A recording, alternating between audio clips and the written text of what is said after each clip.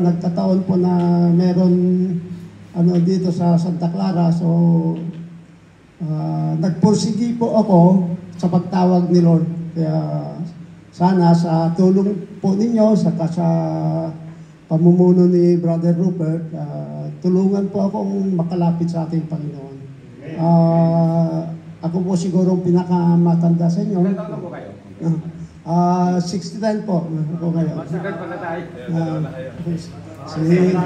Yan lang po. Maraming salamat po sa inyo.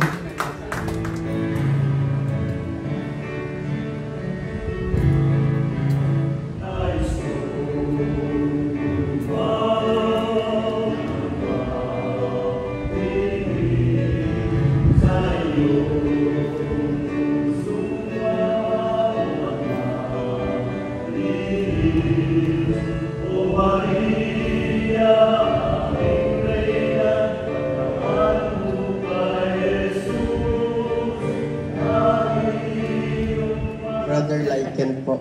So, bali, galing po ako ng Quezon Province, pero almost 12 years na po ako dito sa Pasay. Though, since 2013 po, nagsiserve po ako sa charismatic community po ng Santa Clara din. Yung may prayer meeting po every Thursday sa St. Mary's.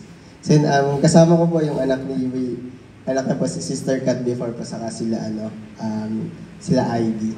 So, yun nga po, bali, pre-pandemic po, yun, nag-approach po ako kay Brother Ramon Romero po, na gusto kong sumali sa lay minister. Pero wala pa pong formation daw na wala pang opening sa lay minister. At yung edad ko rin po that time, 24, so 25 po pala yung age requirement sa lay minister.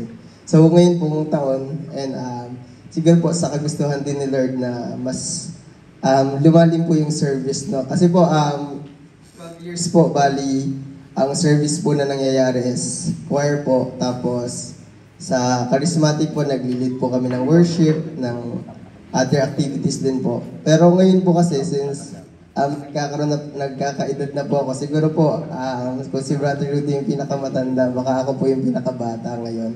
Pero, yun nga po, gaya na sinabi ko, nagkakaedad, nagmamature, at gusto ko rin pong mag-mature yung service kay Lord, kaya po gusto kong maging lay minister. And po, at huli po, masaya po ako na kasama kayo nawa.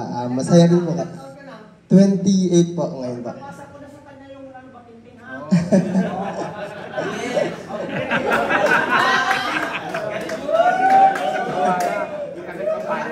Ilan po, maraming salamat po.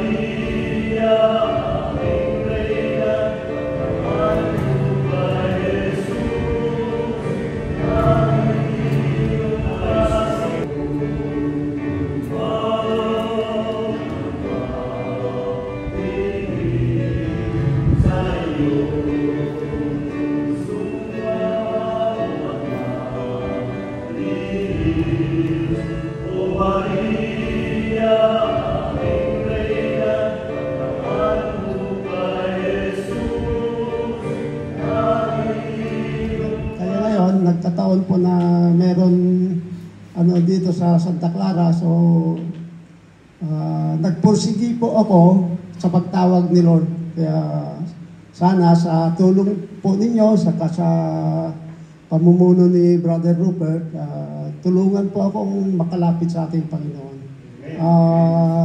Ako po siguro ang pinakamatanda sa inyo. Ilan taon na po kayo? 69 po ako ngayon. Masigat pa na tayo. Yan lang po. Maraming salamat po sa inyo. Brother Lycan po. So, bali, galing po ako ng Quezon Province, pero almost 12 years na po ako dito sa Pasay. Though, since 2013 po, nagsiserve po ako sa charismatic community po ng Santa Clara din. Yung may prayer meeting po every Thursday sa St. Mary's. So, kasama ko po yung anak niya po si Sister Kat before po, saka sila, sila Ivy. So, yun nga po, bali, pre-pandemic po, yun, nag-approach po ako kay Brother Ramon Romero po, na gusto kong sumali sa lay minister. Pero wala pa pong formation daw na wala pang opening sa lay minister. At yung edad ko rin po that time, 24, so 25 po pala yung age requirement sa lay minister. So ngayon pong taon, and siguro po sa kagustuhan din ni Lord na mas lumalim po yung service, no? Kasi po, 12 years po, bali, ang service po na nangyayari is choir po, tapos sa charismatic po, nag-lead po kami ng worship, ng other activities din po. Pero ngayon po kasi, since nagkakaedad na po ako, siguro po, kung si Brother Rudy yung pinakamatanda, baka ako po yung pinakabata ngayon. Pero, yun nga po, gaya na sinabi ko, nagkakaedad, nagmamature, at gusto ko rin pong mag-mature yung service kay Lord, kaya po gusto kong maging lay minister. And po, at huli po, masaya po ako na kasama kayo nawa. Masaya rin po. 28 po ngayon po. Pasa ko na sa kanya yung batinting, ha?